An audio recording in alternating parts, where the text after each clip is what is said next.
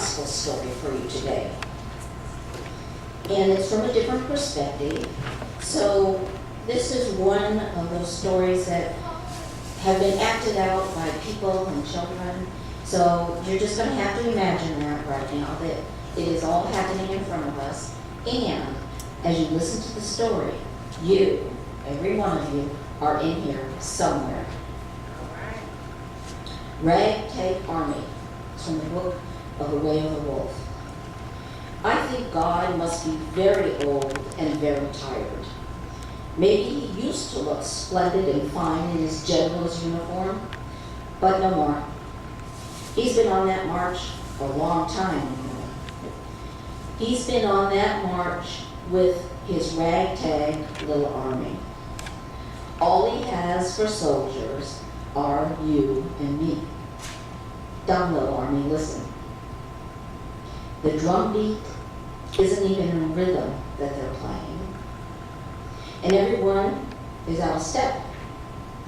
And there you see, if you look, God keeps stopping along the way to pick up one of his tinier soldiers who decided to wander off and play with a frog, or one who decided to go run in a field, or whose foot got tangled in the underbrush and was stuck. He'll never get anywhere that way, and yet the march goes on.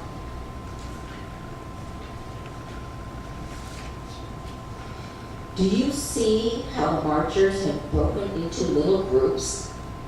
Look at that group up near the front. Now there's a snappy little outfit they're in. They all look pretty much alike, except that little bunch don't even have any shoes on. They're carrying them in their hands. That silly little band, they won't get very far before God will have to stop and help them again. Or how about that other group over there? They're all holding hands as they march.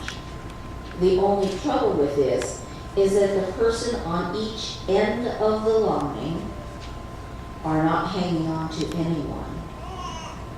They're lost, and their one hand is reaching empty and alone. So, then, they take hands, and everybody marches in a bigger circle. And of course, a bigger circle is deceptive, because as we march along, it looks like we're going someplace, because you see, the circle is so big, you cannot see up ahead. And then God must stop again. If God were more sensible, he'd take this little army and shake them up. Why, who ever heard of a soldier stopping to run in a field or follow a frog?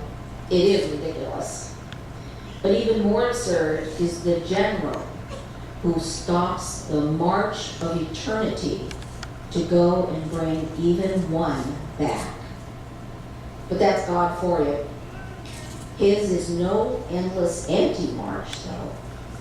He is going somewhere. His steps are deliberate and purposeful. He may be old and he may be tired, but God knows where he's going. And he means to take every last one of his tiny soldiers with him. Although, let me tell you, there aren't going to be any forced marches. After all, God understands that some will always look after the frogs, go for the flowers, get thorns and stuck in the underbrush, even though our foreheads have the sign of the cross upon them. God knows we're only human. And most of us are afraid and lonely anyway, and would like to hold hands with someone, even if it's not good for us, or to cry and give up, or run away and not face the march.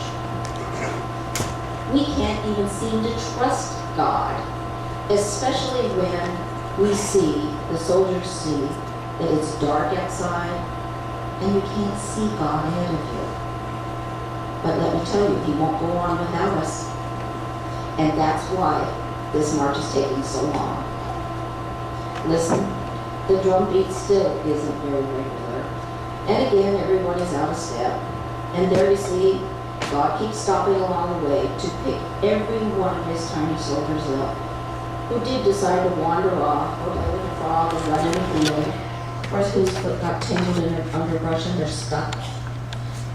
He'll never get anywhere that way. But yet, the march of God goes on. Amen. Amen.